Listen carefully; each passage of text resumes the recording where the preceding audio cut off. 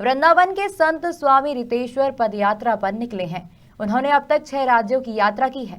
राजधानी भोपाल में मीडिया से चर्चा करते हुए संत श्री ने कहा कि देश में जातिवाद के नाम पर बड़े सनातन संस्कृति के लोगों को तोड़ने का षड्यंत्र चल रहा है।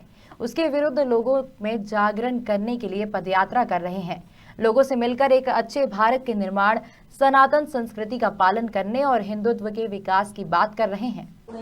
अगर छत्तीसगढ़ सरकार ने कोई अच्छी योजना जारी की है तो छत्तीसगढ़ सरकार भी भारत के ही हैं, भूपेश बघेल भारत के हैं, पाकिस्तान से तो आए नहीं हैं, तो उनका जरूर समर्थन करना चाहिए और उनसे सीख करके उससे भी बढ़िया कोई योजना लानी चाहिए। अब कल ये छप जाएगा कि इन्होंने कांग्रेस का और भूपेश बघेल का सहयोग किया, समर्थन किया। मैं कह रहा हूं अगर वो गोबर खरीद रहे हैं और गोबर खरीदने से लोगों को लाभ हो रहा है तो उसी बात को अपनाने में क्या तकलीफ है। हम कोई चीज इसलिए न करें सिर्फ, जैसे अखिलेश यादव जी ने कह दिया था कि बीजेपी ने टीका बनाया है, मैं नहीं लूंगा।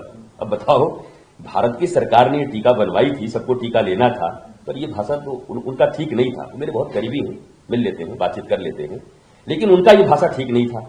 वैसे ही भूपेश बघेल ने कोई अच्छा काम किया है गोधन के लिए, अगर लगता है कि वो फायदेमंद है तो एडॉप्ट करना चाहिए। भूपेश बघेल जी आपके शिष्य भी हैं?